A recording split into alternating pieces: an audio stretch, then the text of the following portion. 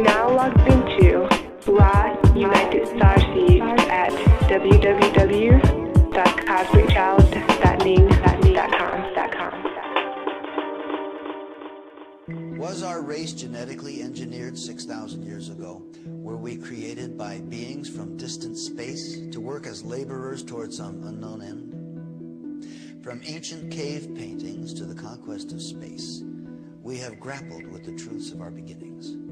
But what if the question of our origin falls outside the realm of social acceptability? What would happen to our culture if we were to discover that we, as a race, are no more than the result of a genetic experiment conducted by a superior life form?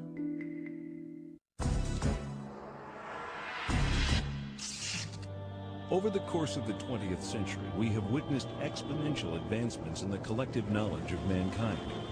In every field of science and technology, our achievements are no longer measured in centuries or decades, but in years and even months.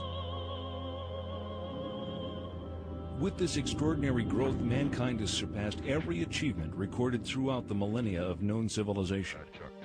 But what if the breakthroughs of today concerning humanity, the earth, and our beginnings are not new wisdom at all?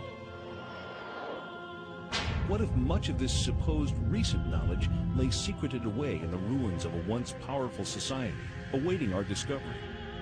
Could this alleged new knowledge, uncovered in Earth's little corner of the universe, be considered Genesis revisited? This is the belief of the world-renowned archaeologist, linguist, and expert in the field of cultural anthropology, Zecharia Sitchin. I'm Zecharia Sitchin.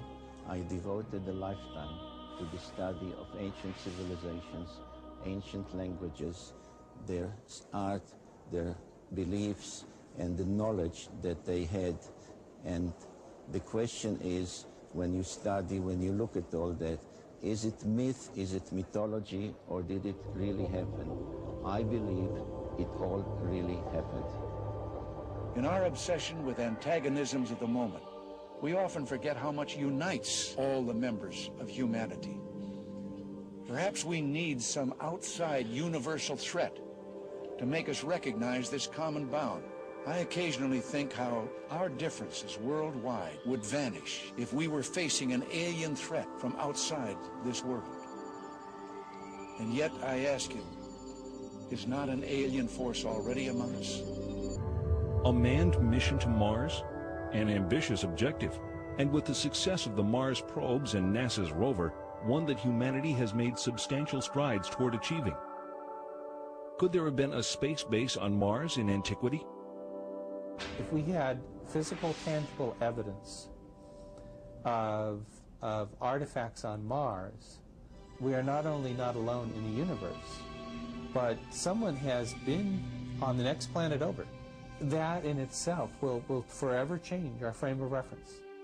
Mankind came out of the Dark Ages and the Middle Ages, reached the Age of Enlightenment, experienced the Industrial Revolution, and entered the era of advanced technology, the era of genetic engineering, and the era of spaceflight.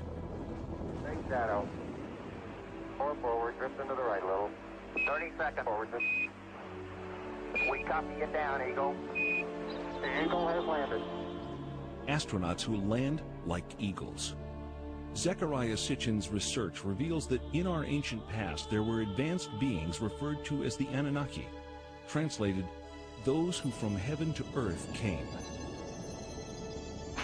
The idea that there was in our solar system a race of intelligent beings far older than us who are now gone would certainly force us to rethink lots of questions, including the question of human origins. Where did we come from? Could we be the products of genetic engineering? The hypothesis that modern science is only now catching up with ancient knowledge is inspiring scientists and researchers to increase efforts to rediscover that which may have been lost over time. It rekindles a situation that has lain dormant almost 5,500 years, the incident of the Tower of Babel. In the Babylonian version of the biblical story, the people of Babylon were building a tower whose head shall reach the heaven, in which a Shem, a space rocket, was to be installed under the direction of their supreme God. But the other deities were not amused by this foray of mankind into the space age. The biblical story recalls that Yahweh came down to see the city and the tower that the humans were building, and he said to his colleagues in Genesis chapter 11, "This is just the beginning of their undertakings. From now on, anything that they shall scheme to do shall no longer be impossible for them. Come, let us go down and confuse their language so that they should not understand each other's speech." Thanks to the science of archaeology, experts now know that the first great civilization emerged almost 6,000 years ago. Older than the Greeks, older than the Mayans, older than the Incas. The people of this society were called Sumerians, after their land, Sumer, in the Great Plain between the Euphrates and Tigris rivers, today's Iraq. The book of Genesis calls the land Shinear. For generations, biblical scholars either ignore biblical references to ancient kingdoms or categorize these as legend or lore. Through the study of historical relics and the translation of ancient languages, many biblical researchers now believe that the previously questioned Old Testament references are indeed historically authentic accounts of flourishing, advanced cultures. If you study the Genesis document, God made Adam out of clay and then took Eve out of his rib, one of his ribs, etc. If you study this document, you discover that it's really a much shorter version of a much more complicated document that comes out of Babylonia and then out of Sumer and so on. Now, these ancient texts give a really complicated story of powerful, non-human, godlike beings actually engineering us, making us for specific purposes. Zecharia Sitchin's investigation into these cultures brings him to this 6,000-year-old temple in an excavated area of the ancient city Erech. Until its discovery only 150 years ago, Erech was known only through passages in the Bible. The temple is dedicated to a female goddess named Inanni, also referred to in later times as Ishtar. Zecharia Sitchin. You can see here her features a little damaged. Her divinity was marked by the pair of horns that she had. She held a jar with the water of life, and she was surrounded as a decoration, but perhaps also symbolically, with a symbol that some refer to as entwined snakes, which was the symbol of science in those days, 6,000 years ago.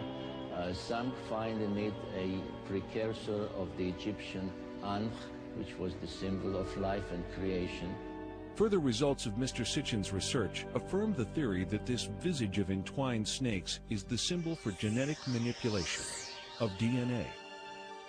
Carved out in stone over 6,000 years ago, Ishtar is sometimes depicted flying through the sky and leaving the Earth's atmosphere to traverse the heavens. In ancient Mesopotamia, the secrets of astronomy and other celestial knowledge are kept carefully guarded, studied behind closed doors by an exclusive society of priest astronomers. Cylinder seals like these are the only surviving record of these carefully guarded secrets. This clay tablet carries the print of a cylinder seal about 4,500 years old. It depicts the god Enlil granting the plow to humankind, ushering in the age of modern agriculture. On closer inspection, something completely remarkable can be seen. A detailed depiction of the complete solar system configured identically to that known to contemporary science. With the sun prominently figured in the center, each planet appears in its correct position and relative proportions to the other planetary bodies. On the outskirts is one additional planet, a 10th, not currently located by astronomers of our modern era. Astronomers around the world are on the lookout for this evasive celestial sphere, as a growing body of physical evidence indicates that it does in fact exist.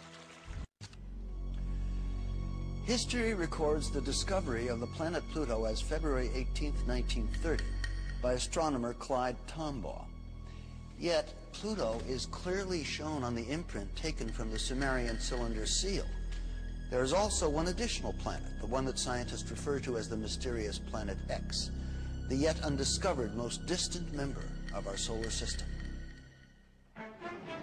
According to modern science, prior to the invention of the telescope in the 1600s, humanity had no knowledge of outlying planets beyond Jupiter, as these bodies cannot be viewed with the naked eye. Since the day of Galileo Galilei, optical astronomers have amassed an important body of knowledge about the outer planets. These theories established by astronomers from around the globe have been uncontested these last centuries. With the technological advancements of our day, new